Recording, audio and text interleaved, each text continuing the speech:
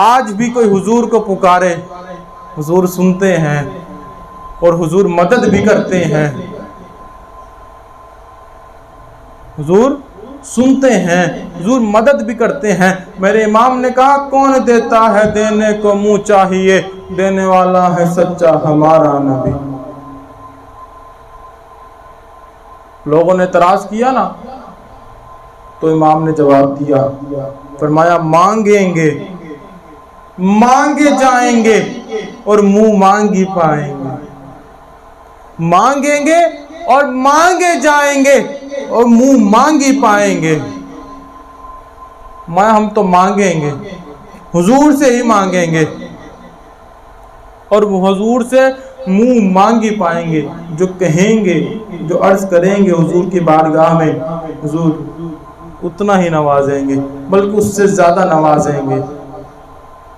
اب تنگی داماں پہ نہ جا اور بھی کچھ مانگ، اب تنگی داماں پہ نہ جا اور بھی کچھ مانگ، آج وہ مائل بہتا اور بھی کچھ مانگ، ہر چند کے مولا نے بھرا ہے تیرا کشکول، کم ظرف نہ بن ہاتھ بڑھا اور بھی کچھ مانگ۔ اور جن لوگوں کو یہ شک ہے کرم ان کا ہے محدود، جن لوگوں کو یہ شک ہے کرم ان کا ہے محدود۔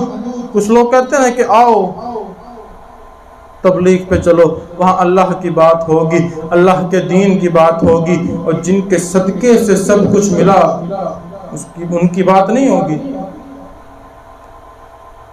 جب ان کی بات کرو تو بدعت، شرک۔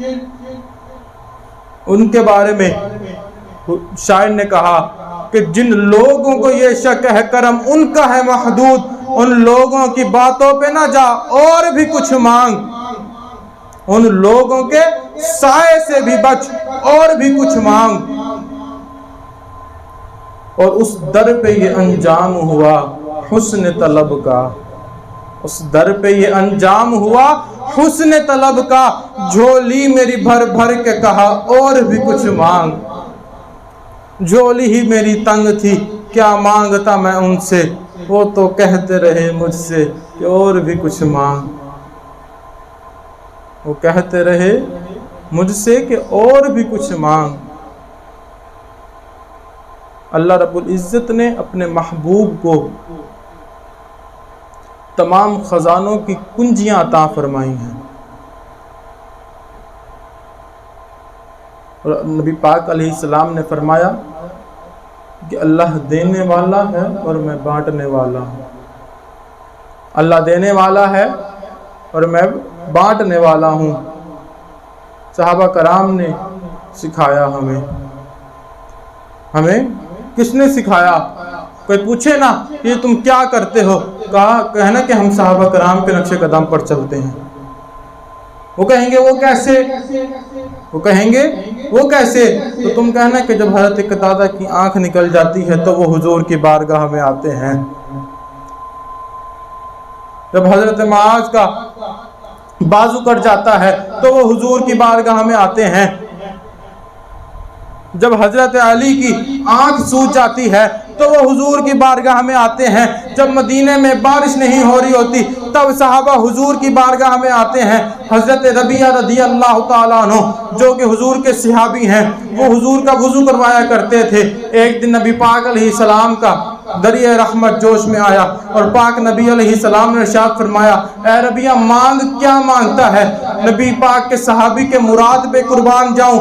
نبی پاک کے صحابی نے حضرت ربیعہ رضی اللہ تعالیٰ عنہ نے مال و دولت نہیں مانگی، سونا نہیں مانگا، چاندی نہیں مانگی، دنیا کی حکومت نہیں مانگی، کیا مانگا؟